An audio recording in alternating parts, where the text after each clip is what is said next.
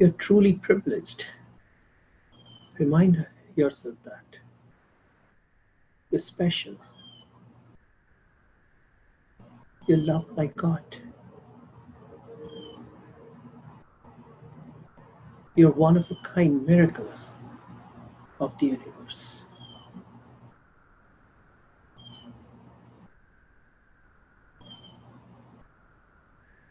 That's why universe helped you and will continue to do so. You deserve all the love.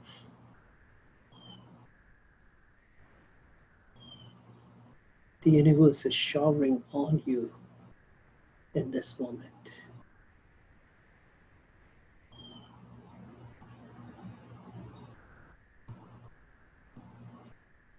Remind yourself. Don't let anything or anyone reduce your worth.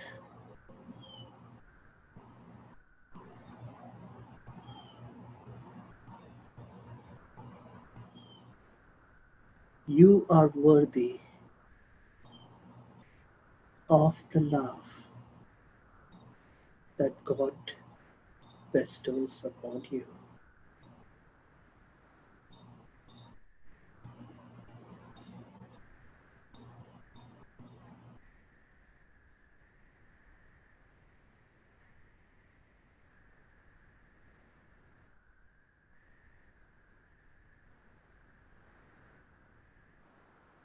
See, just by thinking in this way, you were able to bring yourself to here and now. Suddenly, the things of the past or the future or somewhere else don't matter much to you. Somehow they threatened your worth.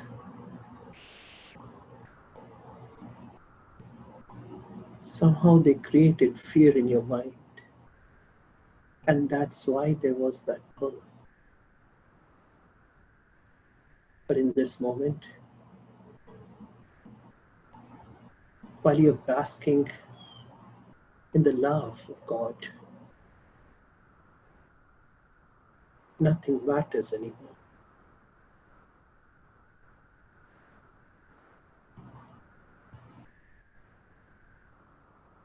Your mind no longer drifts into the past or the future, or anywhere else for that matter. Your mind is here and now.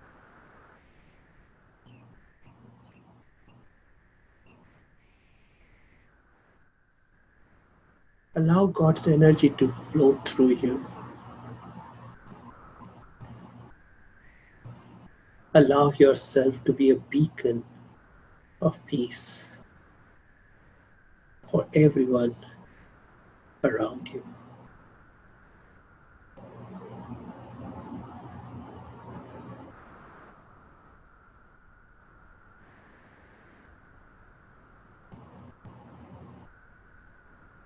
Hold that thought. I am a beacon of light, beacon of peace for everyone around me. I am the chosen one. I have a purpose, a much higher purpose in life. And I have been guided to this moment. And I am being guided towards my ultimate purpose every moment of my life.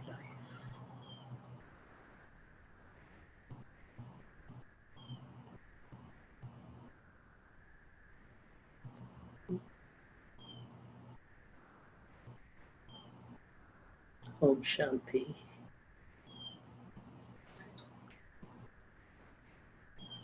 Feel light, feel good.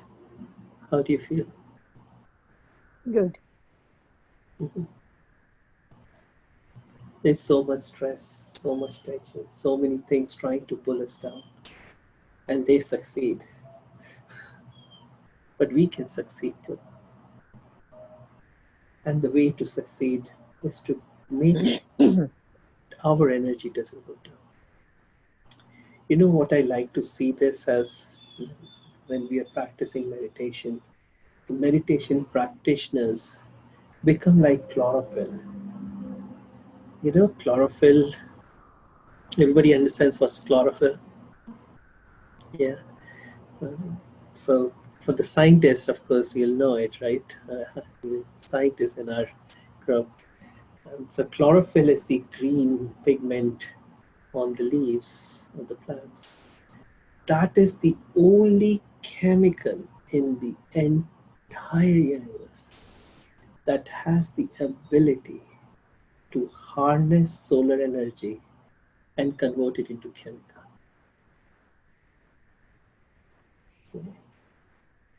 You see, photoelectric cells that was created based on, there was a lot of Einstein's help also in it, the whole science behind it. It actually takes solar energy and converts it into electrical.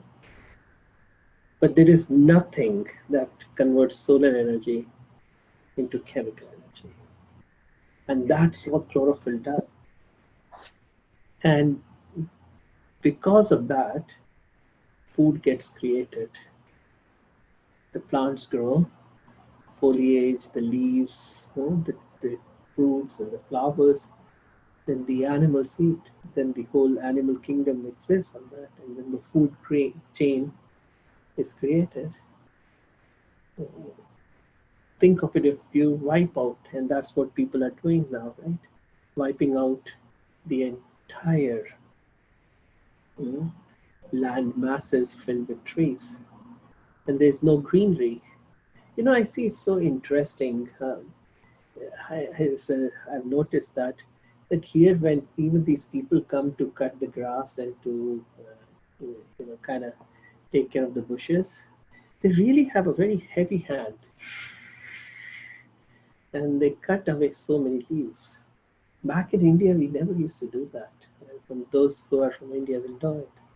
Each leaf is considered sacred in a way that, of course, you have to trim and all that, just like you have to trim your nails and cut your hair. So trees also need, or plants and bushes need pruning a little bit. But the extensive pruning that I see here, but back there, or even if you go into those Native Americans, how much respect they had for nature. And each leaf is considered sacred. That each leaf is giving oxygen, it's taking carbon dioxide from the environment using solar energy to convert into oxygen, and also food for the entire world. Now, similarly, we become such instruments to be able to harness the energy of God, of the ultimate reservoir of the energy of the universe, and make it accessible for everyone around. Just like just like the plants, what they do, no one else can do. Right? Food, there won't be any food. There can't be peace till we bring it more accessible for people around us, because non-meditators don't know how to harness that energy. So what that does is, this is, I don't know, everyone has very different thoughts and views, but for me, we were back in India, we were grown in a way that our lives are meant to serve others. Somehow, when I came to US in 2006, I found that there is an intense me culture, that everything is about me, like Of course, it's my house, my car, my seat, my this. But it was also about my space. Like you can't stand too close to somebody. It's my space. It's like everything is all about me. But you think of it, the true experience of life comes when we share things with others. And the feeling that now I have the ability to share that infinite peace, wisdom, love, kindness to or with the entire population of the world. Think of it. That by itself is very healing. See, technology has advanced so much. The trillions and zillions of dollars that are being spent on healthcare. Nothing. Is it really doing anything? Truthfully, I mean, think of it. It's really doing nothing. We are at the lowest point of immunity. Here, America is really low down in healthcare. Actually, if you compare with any other developed country, we have the most infant mortality, the most maternal mortality. We are the most obese, the most diabetic, the most hypertensive, the most kidney problem people in the entire developed countries. And in fact, some developing countries are beginning to do much better. Yeah, we went to Europe recently and we saw only when we reached, I think, one place we saw the whole trip of 10 days. I think I must have seen two or three overweight people. I never saw an obese person. They were all running, walking. Somewhere something is happening that we are taking on too much of stress and too much of um, me culture that has pervaded into this, and we're killing ourselves. So I see meditation as a way to channel that energy to serve others. We become conduits of transmitting God's love, God's energy within to the else. So we in the first session we talked about self-awareness, right? That's what Kanishta had done. So self-awareness, think of it. Um, First of all, we don't even understand ourselves. We don't even know ourselves. We are sometimes, don't we say, I'm my own enemy? Forget about, being friend, enemy of ourselves. I harm myself more than anyone else can harm me. People say that many times. I'm not even talking about those people who are mentally ill, who will give themselves self-inflicted wounds. I'm not talking about, but just normal day-to-day people will find themselves so much with, you know, stress for themselves that's damaging them. So, understanding that as soon as you step, I had mentioned that last time to some of you who I did the session for, I see these as two paradigms. The old paradigm, which has not given us any peace, happiness, and love, right? Einstein had said something very beautiful. I love that quote. He said, doing the same thing again and again and expecting a different result. What is that a definition of? Insanity. So you think of it, we get up in the morning, we um, have our wonderful coffee at Starbucks, we have our donuts at Dunkin' Donuts, whatever, whoever. Then we run to work, and then we more, and then giving stress to others, and then I want this job, I want this promotion, then we run to another, then this bills, that bills, run, and we come back home. We've done it for so long, ever since we remember, right?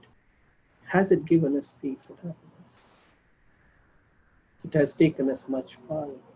So this old paradigm of which I like to call as body consciousness, that I am a body, the body is perishable, body is always changing, I'm getting older, I'm this and that, and everything around me is also changing.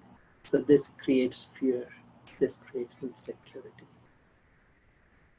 When you step from this paradigm to this, you can look at it as a worldview or paradigm, right? This is this physical worldview, and then there is this spiritual, metaphysical worldview where you see yourself as a soul, a point of light, a point of energy, energy that is indestructible, the imperishable, eternal. You cannot die, no one else can die. And in this space, if you will, there is um, there is nothing changing. Everything is constant. The fear factor goes away. And in this space, you're always full, complete, whole. And there is nothing physical, so nothing can be stolen from you. You cannot lose anything. You cannot miss anything.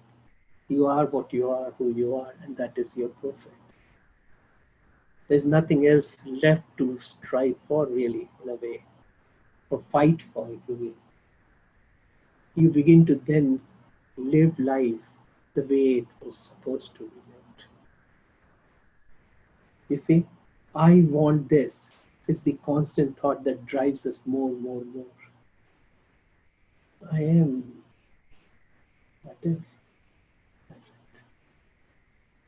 Nothing else I have. Then there's no rush, no fight. You suddenly begin to not just calm down, but begin to truly experience the beauty, the joy of life. So we did that, right? In the last session, everybody understood it. Everybody enjoyed that part. Everybody has, anybody has any questions about that? None, right? Okay. Now we'll go a little deeper into understanding. We had talked about the fact also that when I said, who am I also said who I'm not, or what I'm not. Right? In that, I had also said that while we say, I'm not my body, I'm not my name, I'm not my religion, I'm not my nationality, am I even my mind? Am I even my ideas, my dreams, my imaginations, my aspirations, my talents, my qualities? Am I all that you? Because if you think of it, if you, as soon as you say that's mine or I am that, if that talent, that quality, that idea is taken away, still there is fear. It's my idea. Nobody gave respect to it. Then there's fear, there's animosity. No? Yeah, if you could mute here, 1 second. I'll mute you. I'll mute. It's okay. I'll mute you. Okay, right? So the soul, when we say the soul functions through the body, uses the body, but also uses the mind, the intellect, and what we call as sanskaras to kind of interface between itself and the body. Because you think of it, like if you have, like you want to drink coffee, there's first a thought of coffee, a desire, the thought grows into a desire, and the desire grows to the extent that it actually makes you get up and fetch yourself coffee, right? So between the thought event, or at least there's a thought. So where is this thought getting created? The soul wants that peace and happiness and love and or coffee, physical things. Whatever it wants, it first creates the thought. But it uses the mind to create thoughts. It uses the intellect to discern whether the thought that is created is worth executing. And then there is another kind of faculty of the soul called as sanskaras, or in English, there's no real good English word for it. The original Sanskrit word is sanskars, but the Western word which could be closest would be the impressions or memories, memory bank. So let's go deeper into this, which we like to call it as the anatomy of the soul. Just like this anatomy of the body, anatomy of the soul. Still, it is not part of the soul. It's not the soul. In other words, you are not mind, your intellect, or your memory bank. That is something that the soul uses to do what it needs to do. So the mind, in a way, is the most superficial aspect. And then these three layers, you can look at it as three layers. So the mind is the most superficial, which creates thoughts and desires and imaginations and even creativity. All everything that you know what is going on is really the mind. And sometimes even science has tried to kind of break it down to conscious mind and subconscious mind, unconscious mind. I like to see mind as the conscious mind, and then there is the intellect which really works as a subconscious mind. It's more complex, but I'm going to make it easier so that, and then eventually we'll go deeper. But you don't need to, like, just for example, if you want to drive a car, at least you need to know the basics of the car. You really don't need to know how many pistons does the engine have, right? But it's good to know that too. So if you get stuck in the middle of the Arizona desert, you can fix yourself, right? Fix your car yourself. You don't need a mechanic. But that's later. You can at least start driving. So meditation is at least understanding the basics of the mind. So the mind part is the thought, but the thought can be positive, thought can be negative, thought can be wasteful, thought could even be toxic. We talked about it last time. It could be destructive, or it could be really cool, it could be really creative, it could be really a benevolent thoughts, empowering thoughts, respectful thoughts, kind thoughts. So many different variations of thoughts can happen. But whatever thought has come out has been expressed, not necessarily physically, but has kind of been created. There needs to be a way to kind of filter it, to kind of check it, whether that's the thought that needed to be created, or is that thought um, good enough? You see, so that's why another faculty of the soul, that's the intellect, has been created. So the intellect is like a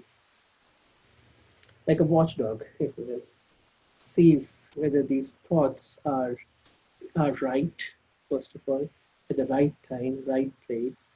Everything is perfect. For example, a simple thing would be coffee, drinking coffee. The thought is drinking coffee. So the next question maybe the intellect will ask, when? So, oh, it's midnight. The intellect say, you know what, let's drink tomorrow. Why don't you go to sleep today? It's not good to drink coffee in the middle of the night. Or it's early in the morning, or it is evening time and you have had a long day, or drink a little bit of coffee. How much, all those things the intellect will ask. And okay, you want to drink half a cup of coffee? All right, sure, we can do that. And then based on what the intellect decides, then it gets expressed and an action is created, right? So now here, on one hand, what this Raj Yoga is doing, it's kind of multi-pronged approach. That's what I love about Raj Yoga. It kind of encompasses everything that you can think of, all the tools in an a la carte fashion. So people can choose whatever they want. So on one hand, we have to work on the mind to make sure that only the right thoughts at the right times come, right places, right? So um, sleep. I want to sleep is a great thought, but not while driving. so on and so forth. I mean, like there are millions of examples. We can go into that, but the right thought, the most positive thoughts which are going to help me are the thoughts that I should create. But on the other hand, the intellect should also be strong enough to be able to, like just like a good filter the right things through. Or like a watchdog. Think of it, sometimes the watchdog may go crazy, start biting the person the good people, and may allow the burglars to come in. Come, I'll take care of you. I'll share my doggy treats with you too. So things like that can happen. Sometimes the intellect does that for us. See, what happens is, in a way, intellect is served by the information that we are receiving from the world. In a way, it kind of creates the moral compass for the soul. Is it the right thing to do or not? When you see in families where everyone is smoking, from grandparents to granduncles to uncles to parents, it's a very simple thing for children to start smoking. It doesn't even come in their mind that it's not the right thing. Or for families where guns are kind of laying around in their houses, and they have from everybody to everybody is playing around with guns. And it's kids, and it's not like, oh, gun. It doesn't even seem like a wrong thing to do. So intellect, on one hand, has to be kind of cleared up and strengthened, and in a way um, harvested to make it the best possible to allow only the right things to flow through it. And this happens, and I don't know, someone had asked me what happens after these basic sessions. I think you had asked, right? Yeah. And so every day, and I think explained to you, every day we do this, not this meditation session, but we call it as an advanced session, where there is a body of knowledge, a part of it, like 3 page worth of it, we read every day. That helps in strengthening the intellect. That gives us the kind of moral compass and what I need to do, which would say things like don't give very simple things, but with stories and narrations and similes and a lot of different tools to kind of help us keep ourselves on the right path. Right? That I remember long back, we used to in our schools, because ours was British system, and there's something called as moral science. I don't know, is there anything like this now in America? No. So right from childhood, we would there was a whole subject like that, and almost every day we would read. It was a big book, and we used to read a chapter, a small chapter, a lesson with a moral. So and so child went there and did this, and he found this money, and he ran and gave it back to the owner, and he needed a lot of money for himself, but he gave it back. Not from. So I was in Christian schools. I'm not a Christian, but I was in these Catholic schools, and I think across the country, not just Catholic schools, moral science is being taught. And it was not really from religious point of view. There was no mention of church or temple or synagogue or anything, but just helping us into this. And I remember right from childhood listening to these, it became very natural for us that in the supermarket, if we go and somebody else, he's taking the change, drops half of the change, we would run after that person and give the change more. So these kind of things. So that body of knowledge that I'm talking about helps in strengthening the intellect.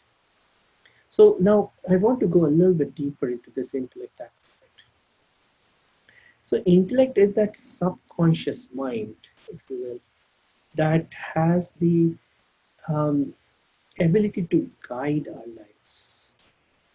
You see, it's almost like many times while you're driving, you drive to work every day, and even when you're on the phone, you take the correct exit because it's subconsciously you don't even remember that you've taken the correct exit, and suddenly you are in your parking lot, and you don't even realize that you kind of really did take the exit. You were so much in your deep conversation with someone else, so or you were thinking something very deeply. So that subconscious mind does all these things in a very beautiful way, very organic way, without even us knowing. And some of the things that it does is it kind of is able to see the unseen, you know, almost like a microscope or a magnifying glass. So you see, if you look at through a microscope in this hand, oh, so clean. I used all the necessary uh, hand sanitizers. Actually, they say after too much of hand sanitizers, it becomes more filled with bacteria. But anyway, so you see, oh, it's so nice and clean, and then you say, oh, millions of germs. What you can't see is now visible through the microscope. Similarly, in the life that we have, there are a lot of things that even what they say is read between the lines. A lot of hidden messages. On one hand, the microscope, but also as a stethoscope. The doctor can hear the unheard. So we can see and hear the unseen and unheard messages that life has to tell us. What should I do next? What is the next decision that I need to take? Or somebody is coming to us with a problem but is not able to express, to understand what the person needs. Some people may need a lot of respect, and we're really demanding for respect, but we're not able to give it because we didn't understand what they need, and so on and so forth. The ability to, in every moment, to give what the moment wants, it's a beautiful gift in itself, because then the moment becomes happy with you and the moment rewards you. But you have to be able to understand and appreciate what the moment wants from you. That's what intellect does.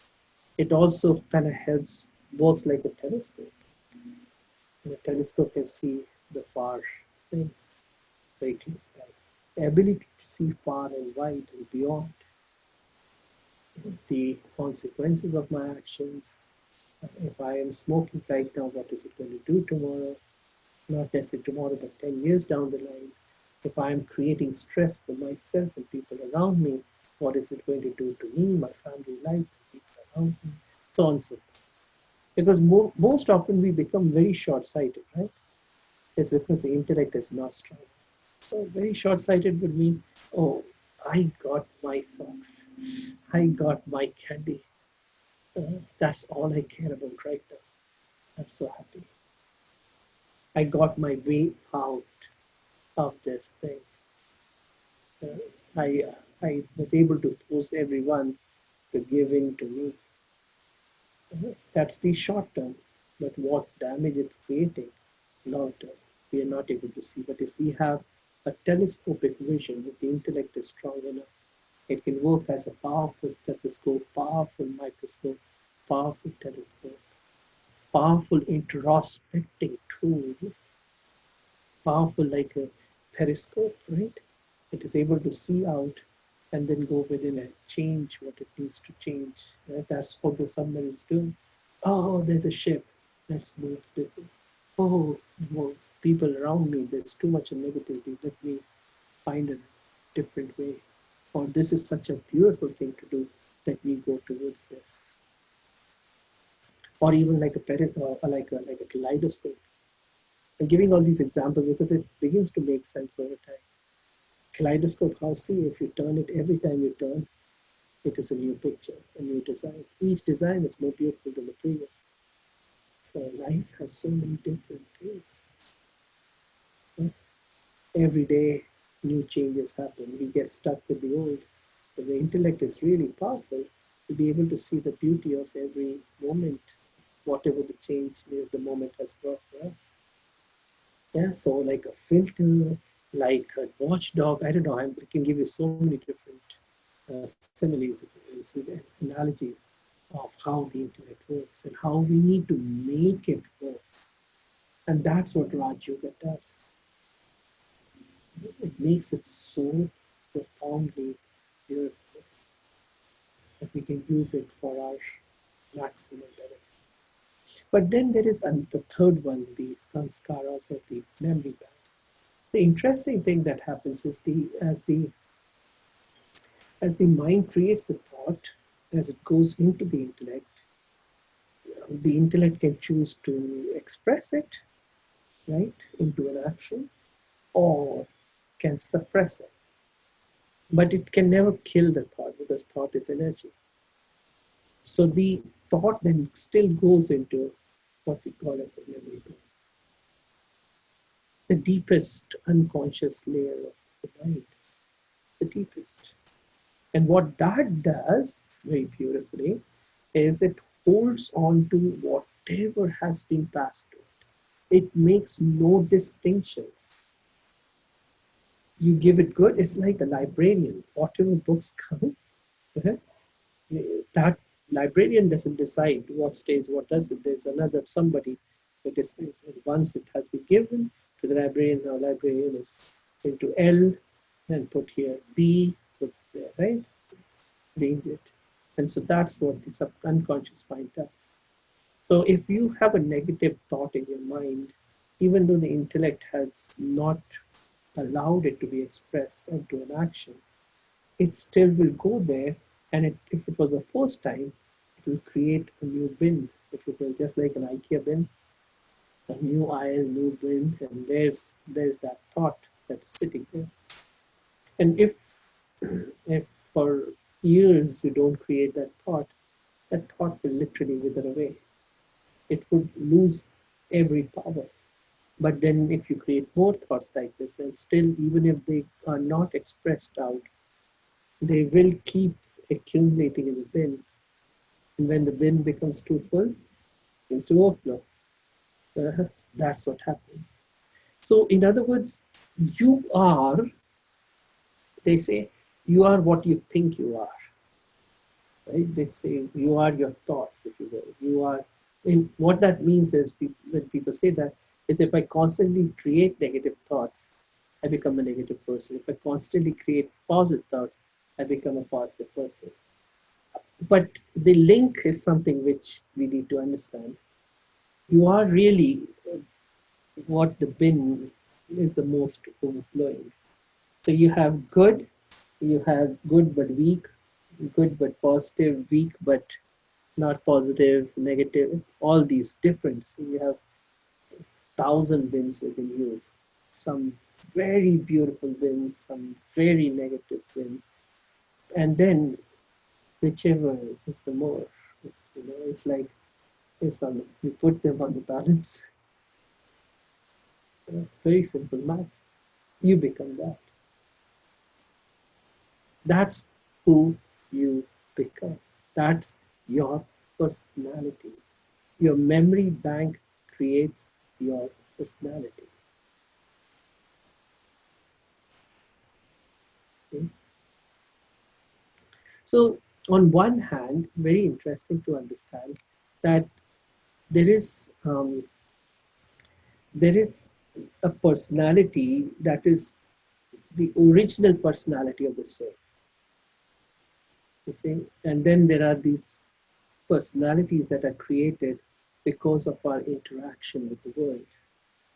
What we are taught right from childhood, what we are taught in schools, what we are taught by the media, what we are taught at work, see in with peers, in society, and at our churches and synagogues and mosques, whatever. And that all all the time what it does is because of again the body consciousness, the original personality of the soul gets covered.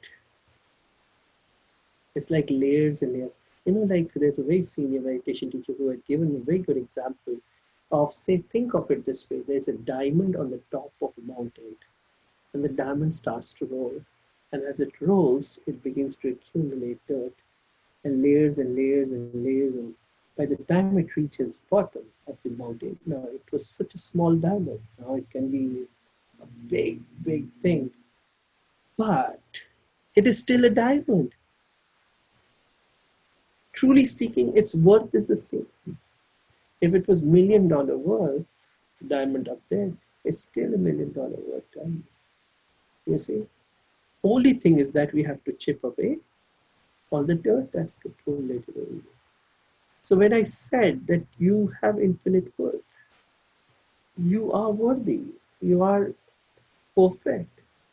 Was I wrong? No? Because you are.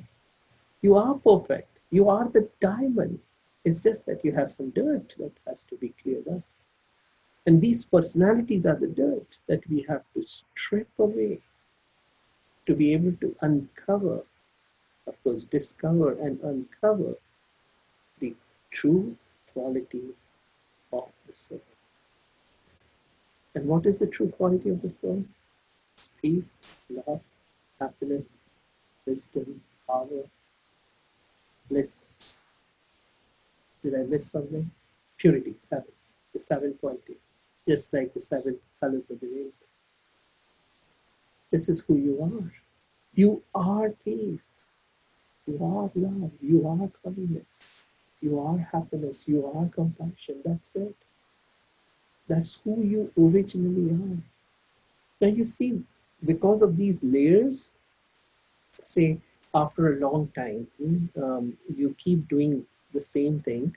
Say negative thought or a weak thought, I'm not good enough, or I'm not loved, or so whatever, you create a negative thought, and or even smoking, alcohol, drugs, whatever. Then what happens is that becomes the dominant force for you that begins to influence the mind and influence the intellect. So, what it will do when I say influences, it will create those negative thoughts in the mind more pervasively, more persuasively, you see. And so then what will happen is, if, say, smoking or doing something wrong, that thought would come once in 2 months to you. Now it will come 10 times a day. And it will come with force. And so you will want to execute it. Now you will present it to the intellect in a stronger way. And the mind will present it to the intellect in a stronger way. And the intellect will also be fed by that personality of yours, and so it will become weaker. You say, okay, if you say so, okay. And then that negativity will be expressed. I'm telling you, at some point what happens is that's the most interesting thing, and that's what we have to now use in a good way. But what happens is that there's a time when the mind becomes, or that personality becomes so strong, and it influences the mind so strongly that the thought that is created in the mind is so powerful that it begins to actually bypass the intellect. It doesn't even care what the intellect says. It doesn't even count on the intellect. It doesn't even ask the intellect. And boom, it is expressed. That's what happens to us all. Habit is created. We become automatons. That's a new phrase that they use in the field of psychoneurology and psychoneurology and so on and so forth. Automatons become. So what that does is, say for example, smoking. Again, I'm going back to that. I remember there was a patient who had come when I was back in Detroit. I was doing my training. And so this patient had been smoking for a very long time. His lungs had really gone bad, and still he didn't stop smoking, and he was on oxygen. So he had this oxygen. So throughout the day, he had to use oxygen. When he would smoke, he would take it off and smoke. But I think one day he had such an intense desire to smoke, there was not even time for the intellect to say, hey, I still have oxygen on. He lit it and he exploded. He died. Yeah, very badly. He died over several days. But see what happens when you don't allow the intellect, you kind of suppress the intellect, you kind of kill the intellect, and the intellect cannot even say anything. But now, instead of killing, we can now use this in a positive way. say if we allow the original qualities of the soul, the original personality of the soul to become really dominant again. So we clean, clean, clean. Any one of you likes to clean, clean. So you can do that clean, clean, clean business. You take that and take a scrubber and nice, I don't know, whatever detergent and start cleaning. And now the qualities of the soul begin to show and, and become bigger, kind of flourish. Right? And they begin to create more persuasive thoughts in the mind of goodness. So you can't live without the good sort of thing, like, oh, I've got to do something nice for others. Maybe I'll cook a meal for my neighbor, that old lady who wasn't feeling well the other day. Maybe I'll, I don't know, just maybe save plastic bags at the grocery store, right? Something good. I let me do something good. After watching that video where there was this straw that was stuck in the nose of a turtle. Have you seen that video? And they have to pry it out. You have to see it. Then you will never want to use a plastic straw. Seriously. And all these plastic bags, if you watch videos of how the ocean, if you go to Europe, you can't get plastic bags. We were in Belgium and we went to get groceries because we were there and we thought 4 days, we'd get some. So all this yogurt and tomatoes and all, we have the bags.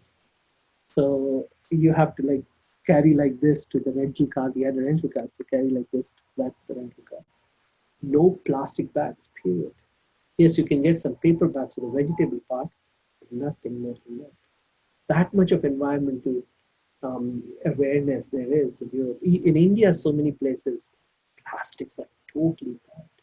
Here I see when people take groceries at the Kroger and Walmart, they'll first take it in first plastic and take that and put it in other plastic, put it in third. So now because they have these big bottles of soda, right, the humongous bottles, they don't want it to fall, so they put it in three. So one bottle in three plastics, then the second bottle is three, and just so. Anyways, whatever we can. So just the thought. Now I want to really conserve the resources.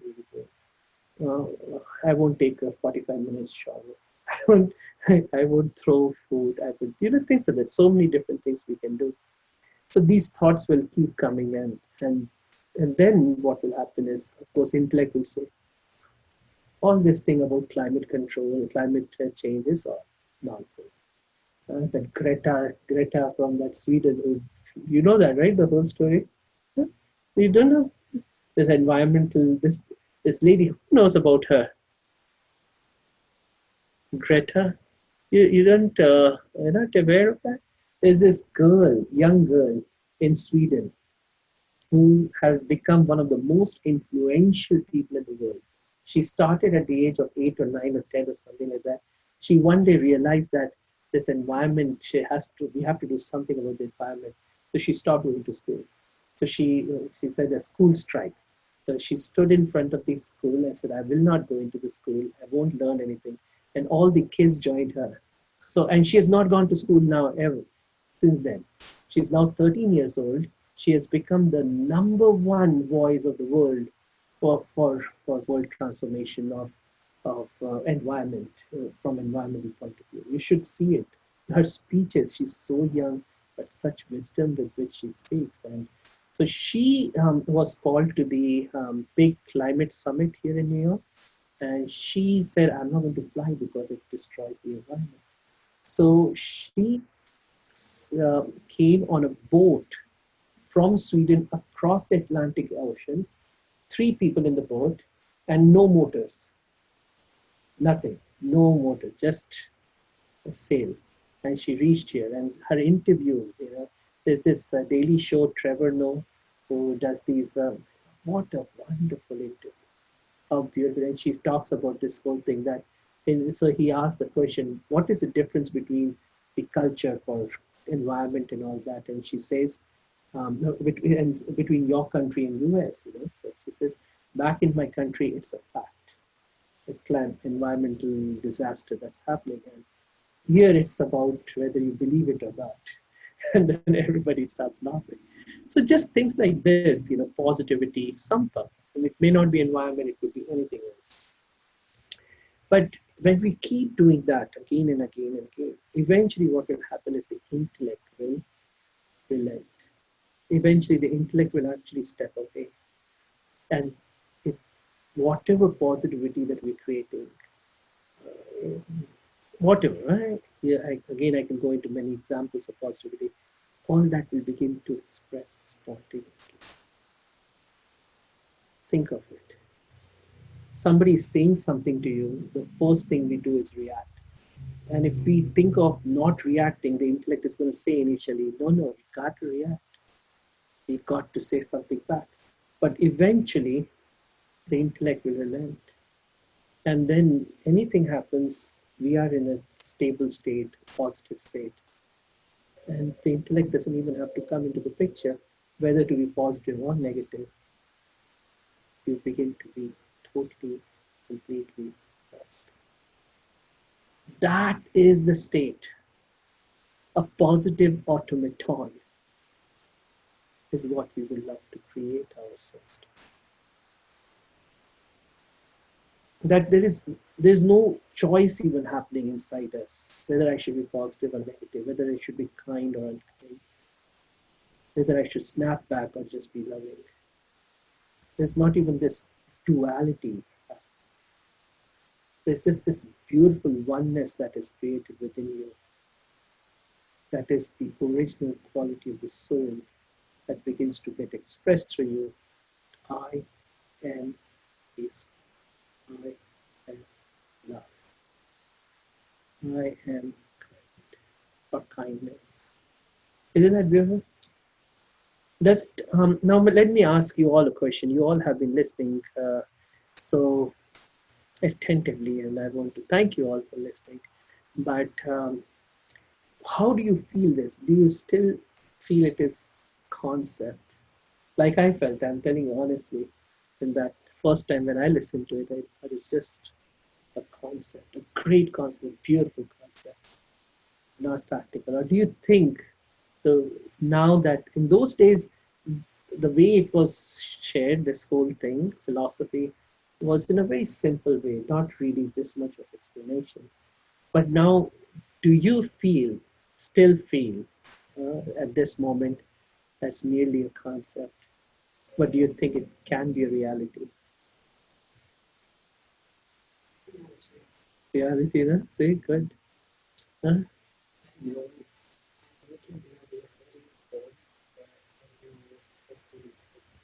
Time. Yeah. Great. Great. It is for sure going to take time. You know, I'll tell you something very, very nice. If you say live in a certain part of the town, now I'm not saying that you move to a different state, different location, that's a different thing, but say you've just moved your house to now another part of the town.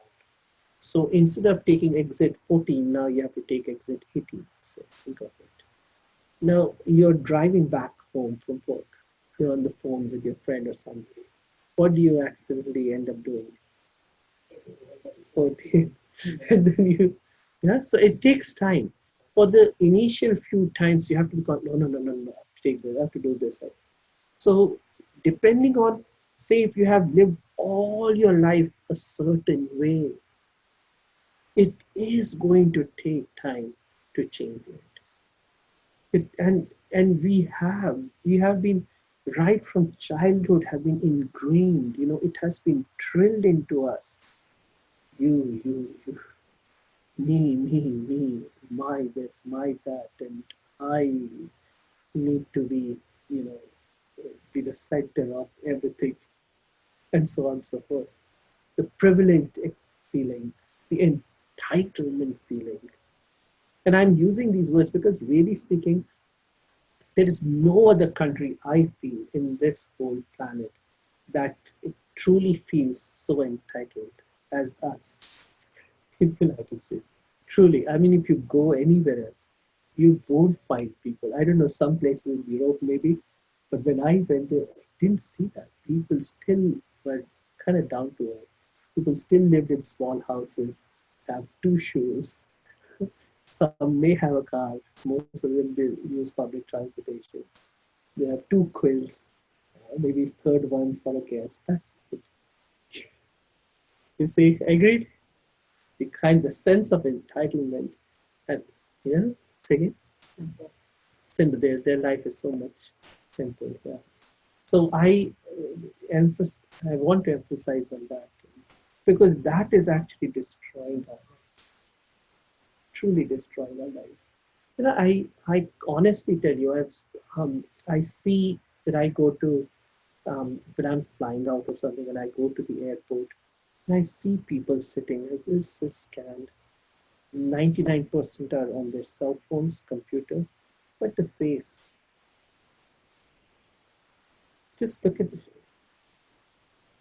there's no expression. There is just this, as if they are burning inside. They may be wearing tweed and very good expensive shoes and great Rolex watches, and they're going to get into the diamond medallion seats or whatever. And you'll sit, can I sit next? Yeah. There's this internally, they're struggling, they're in unhappiness. And very last year, I noticed this when I went back to India. All these taxi drivers who hardly can make his ends meet, who, from American point of view, is earning peanuts. I saw the happiness on his face. It was just so much different. And so, somewhere, if we can really go back to the way we used to live, the original. In fact, not just to that, regress to that, but regress to truly the ancient mystical way of life. You see, the ancient mystics, if those people used to live life so fully, so perfectly. They never got sick. There weren't hospitals. There was there was these ties between people. They loved each other. They were kind to each other.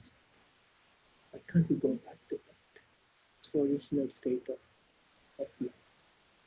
That's the end of the first session. The second session, pardon me. And the first aspect.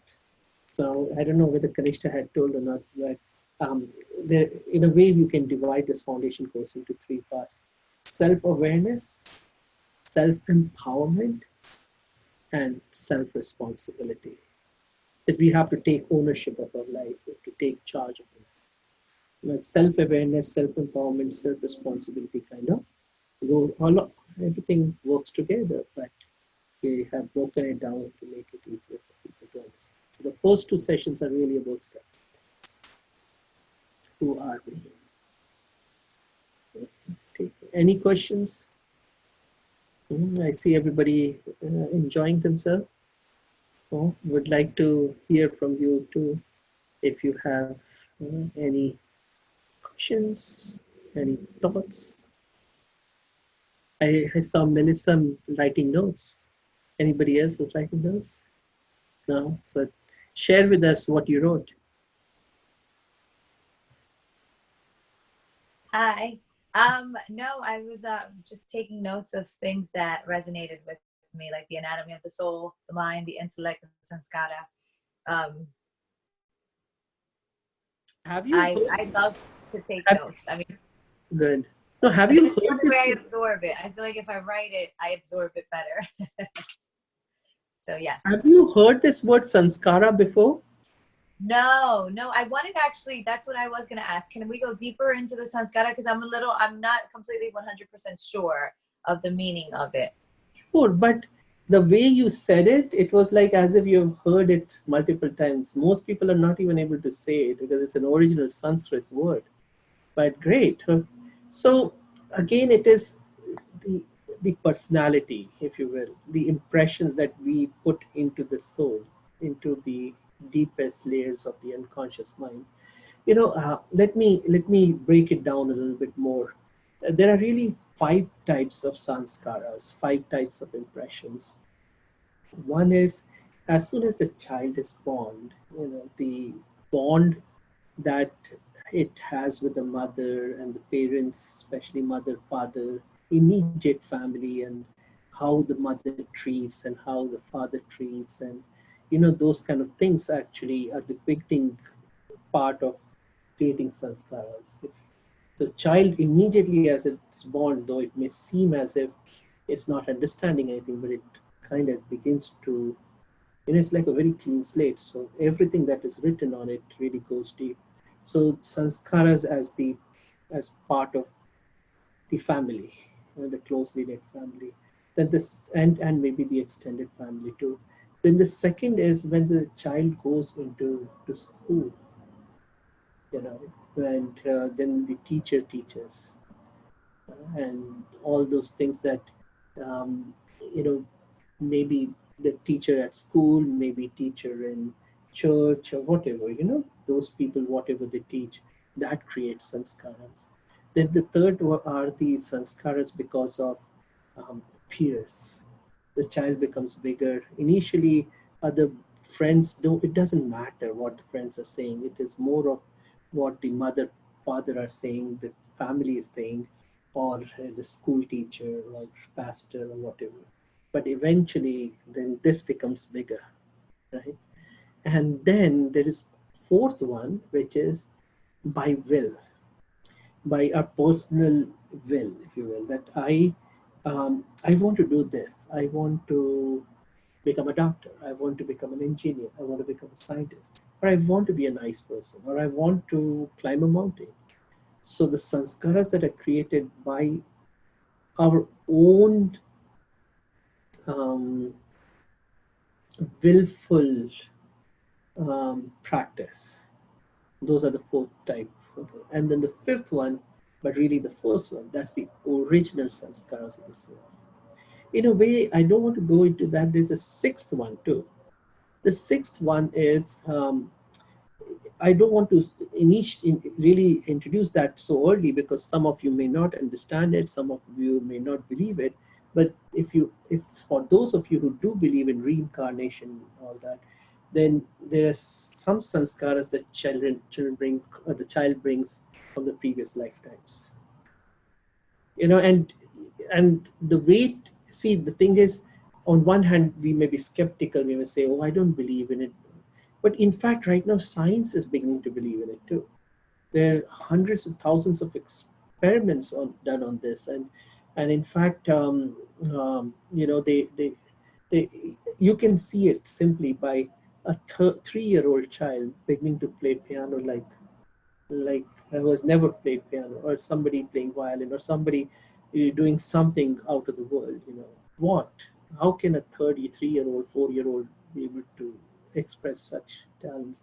And they went into past life regressions, and I don't know much about it, but when you read all this, you realize, and they were really very big singers or opera singers or something in the previous life, and that then, or there was this deep desire to be able to do something like this. They tried it but were not able to because of external situations, and then that manifests in the next birth as that talent at a very early age. People who were in World War, who were fighter pilots, next birth, as a child, nobody has told anything. It says, "Oh, did you?" Goes to the pilot and says, "There are these parts of the plane." There's a video of a child who. So there is something there going on. But anyways, so or many times you'll see the child right from birth is a very happy child, or some children right from childhood are kind of sullen, kind of, yeah. I just want to add, newborn babies that's doing more advanced things, like maybe at 3 weeks or a month, lifting their head, doing stuff that you wouldn't expect a child to do. Right, so right. that thought always comes to mind. See, yeah. There is so many stories of children, very early age, telling about or expressing wisdom. Not just about previous life, but wisdom, or not information, but true wisdom. And parents are like, really? So things like that. So something's there. So those are the 6 types of sanskars. But the most important really is the original sanskaras of the soul, the qualities, the true qualities, who we truly are, the true personality of the soul, and the voluntarily created ones that you by will can change the rest. So see, for example, somebody may have come from a family of criminals, but this person says, you know what, I've seen enough of crime. I want to be a real good person, and becomes a philanthropist, right? Or somebody may come from a family of businessmen and says, I enough of this business anymore. I want to be a singer. You know, so right. So those can override all the others by willful doing. And in fact, it can override the original sanskars of the soul.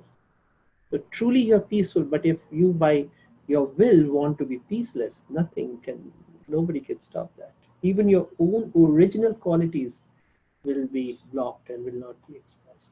Right? So that's why we have to check that now we have to use truly, since you have asked this question, this comes in advanced sessions, but now we have to use by will, eliminating these and allowing the original sanskaras to emerge. Is it making more sense now, Melissa? Perfect. Yeah, you want to say something? No, I missed number 5. What did you say the 5th one was? Um, so the first one was as you born, the immediate family or extended family, if you will, then teachers and other people, you know, who are prominent figures for you in your life, and then the friends, and what did I say for the 5th?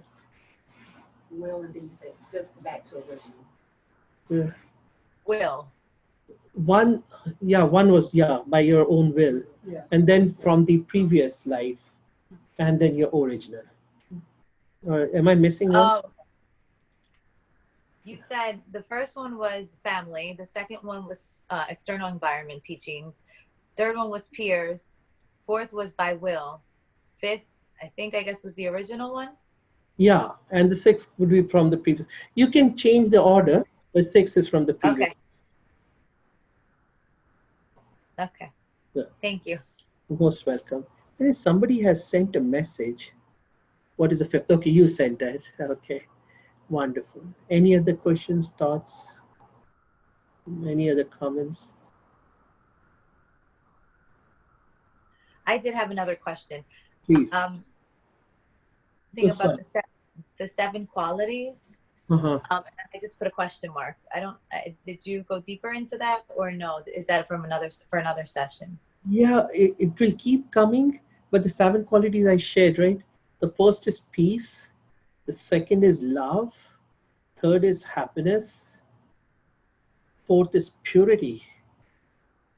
Fifth is wisdom. Sixth is power.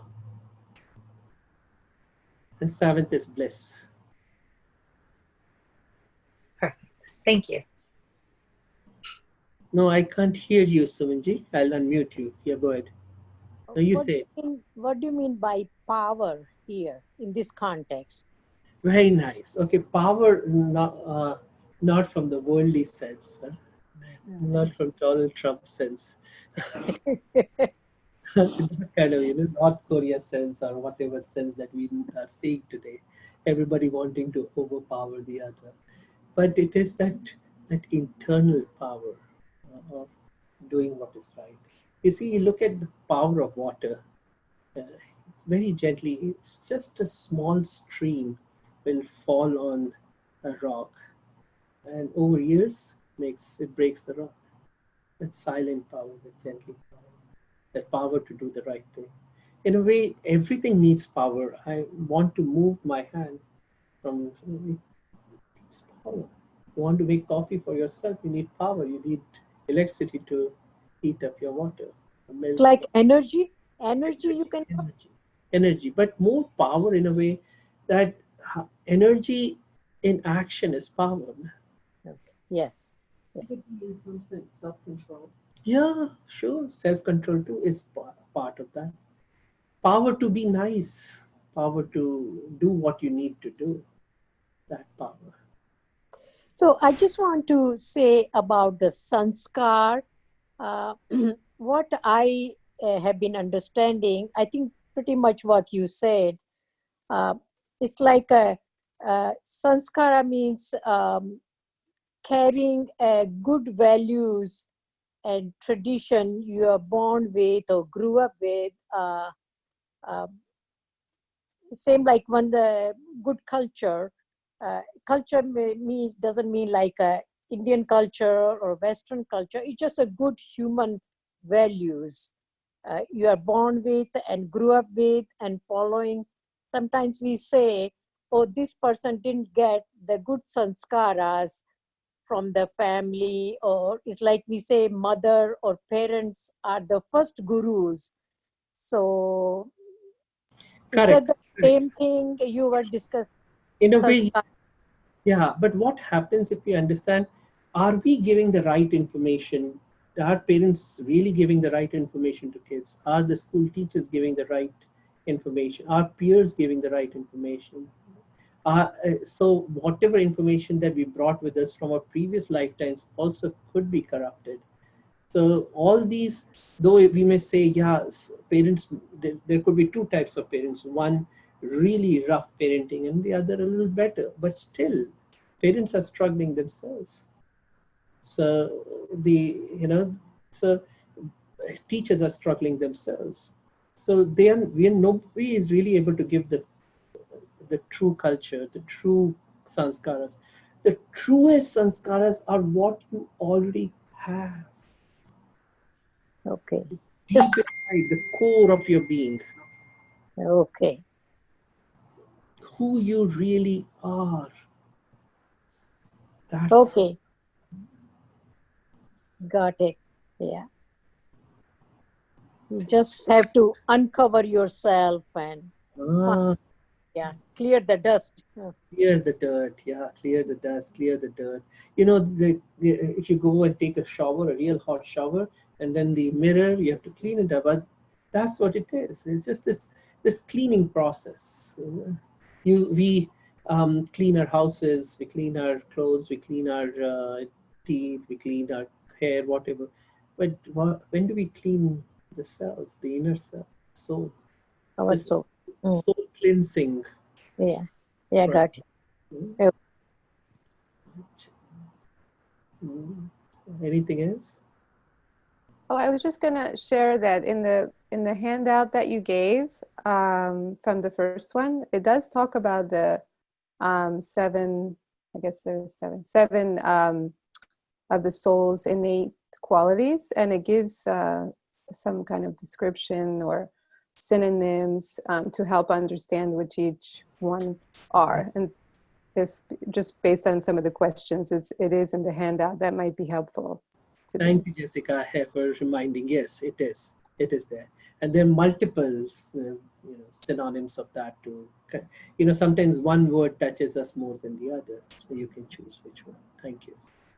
Yeah. I like to see it as really the colors, and I always forget it. Kanishta has somehow is able to remember it, but if you go back into the science of colors and all that, each of these seven qualities can be represented by a color. I remember a few, or maybe I'll try more, but peace is blue, power is red. So it is so violet, indigo, right? So uh, indigo is wisdom. Um, love is green. Happiness is I don't know. I get confused. Ask Kanishta next time. Most probably she'll be able to tell. These are the different. Violet is bliss. Violet is not. I maybe no. Violet is not bliss. Violet is bliss. Oh, Indigo is Kanishta is right knowledge. here. Oh, okay. Go ahead. Violet is bliss. Okay. And Indigo is knowledge. indigo is knowledge. Blue is Then peace. blue is peace. Huh? Green is love. Yes, love. Yeah. Yellow is happiness or joy. Huh? Orange is purity. Wild purity. And Red. red is power. Okay, thank you. Yeah, you came in, no? Good. At the right Yeah, time. I just had a few minutes of break, so I joined. Wonderful. What was the orange you said? Purity. Purity. Oh. Yeah. Thank you.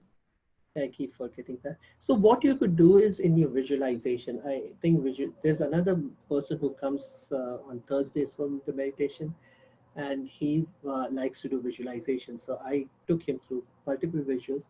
But one way you could do is feel that you are being showered by different colored lights, and each light representing each of these qualities, and so on, you violet, indigo. And so as you are thinking the color, visualizing the color, feel that quality flowing into you.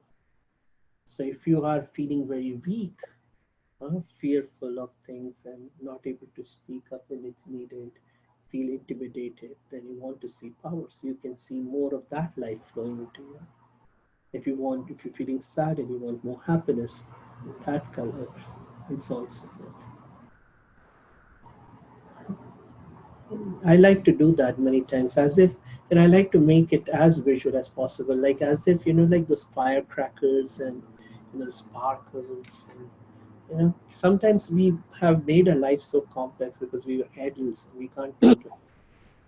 And, many times when we do meditation for kids and they right away get it, I'll do it with them that, okay, see, can you feel sparkles flowing over you, and these sparkles are of different colors, and then they will later tell, oh, I saw green sparkles, orange sparkles, and they go along with the game very beautifully. And we are adults, we are not supposed to. That's why that kind of thing, that we create obstacles for ourselves for that great experience that we can actually have. So I inspire. Shall we do that meditation? Some little bit of meditation. Okay. Yes. All right. So, and of course, you can always go. I don't know if you have been able to download. I'm not sure whether we told you. There's this app um, in iPhone and Android too. That's called as Meditation Lounge. This was created by the in Britain. So they're very beautifully done meditation commentaries and all with a British accent. And you'll enjoy the meditation lounge. And the Brahma Kumaris Center in England has done that. So you can try that. So in some of them there is some speeches, some of them have meditation along with music. But so I am not playing any music because it kind of makes it difficult. So relax. Take a deep breath. You got a lot of information. You learned a lot. Feel as if all that you've learned just now is like a big lake, a big reservoir of water that's right in front of you. Feel that you're stripping away all the external layers that you have of ego, of old ways of thinking, old beliefs, old paradigms. Right? When you get into water, you strip away clothes. But now go deeper, strip away all these beliefs and thoughts and all the negativity that you have been holding on to, all the burdens. Nobody gets into a lake with his suitcase and his baggage. So let go of that and enter into this big reservoir of knowledge. Allow yourself to be soaked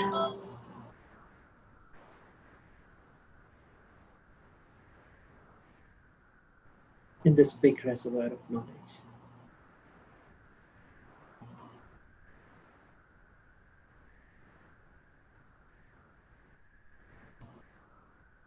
Feel as if all this wonderful information that you have received is creating a beautiful new worldview for you.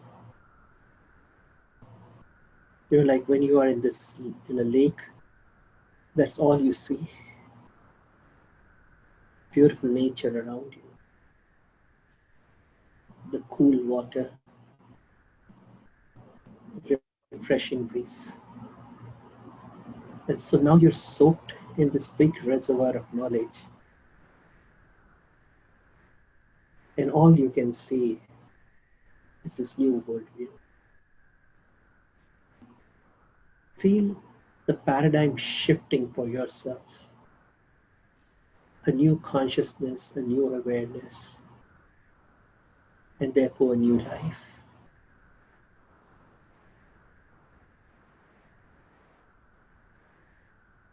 And as you sit in this lake,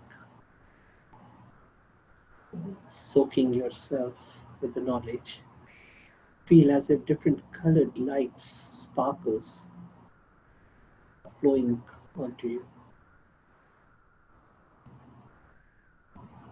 From above, from the side, even from below if you feel like. Even the water around you has changed into different colored molecules or sparkles. It's like a rainbow that has been created around you. So not only are you soaking yourself with knowledge, but with power, with love, with peace, with happiness, with purity, with bliss, with joy, with respect, with compassion.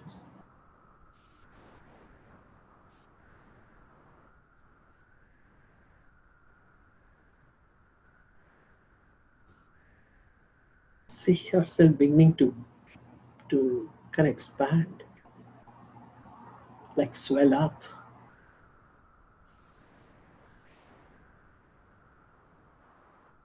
Not physically, but spiritually. Become full.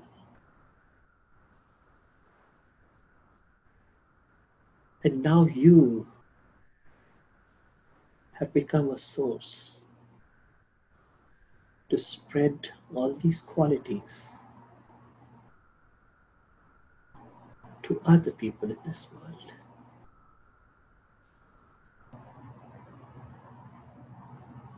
An overflowing you, a you that is filled with all the true qualities of the soul.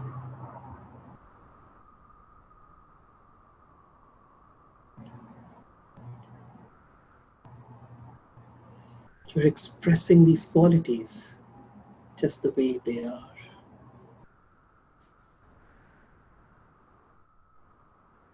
Spontaneously and perfectly.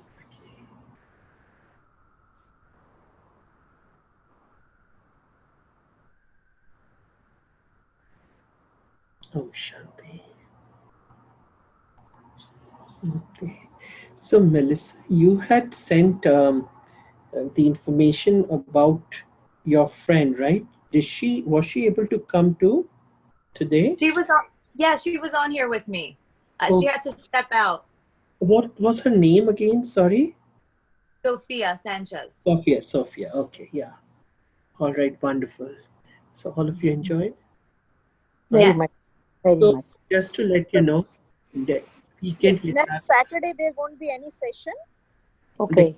because we are having a very big event here in it's called as Peace in the Park in Aiken, real big, and so people from all over the country, and in fact even from Canada, are coming. So it's going to be real big. There's a special Where it is going to be? here in Augusta, Georgia, close to Augusta, Georgia. Okay. Very far for all of you. Yeah.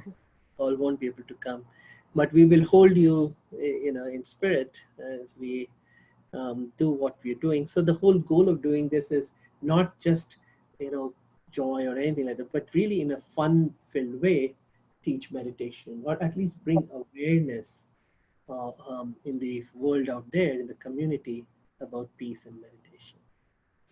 So there'll be peace meditation experiences, there'll be every hour on the hour meditation, there'll be fun activities for kids, but again, all of those things like face painting or henna tattoos or kite flying, all those things will be done by first kind of holding them in that spiritual consciousness, or helping them hold themselves in that spiritual consciousness and then doing it. Like simple, like painting on the kite before you fly. What thought, well, like kids do an amazing job. You tell them you have to create a thought of peace for the world. And one child really did that. He made a gun and so, so nice. Om Shanti. Om Shanti. And you all know what is Om Shanti, right? Om Shanti is I am peace. Om Shanti. Om So, Shanti. yeah, Padma, do you know that actually you can come to, there are people coming from Raleigh too. If you can, Okay. Does Archana, can I contact her? you can, but she's going to come for 2-3 days, and actually, but you can talk to her. Maybe you can come with your family and friends for that. Sure. You can stay here. We can help you arrange a place to stay, and or you can look for Airbnb or something, and Okay. you can call me or call her. Okay? Sure. Sure. Om Shanti. Definitely. Try. So 2 weekends from now. All right, 2 weekends from now. Got it? Not next Saturday, the Saturday after this. After that.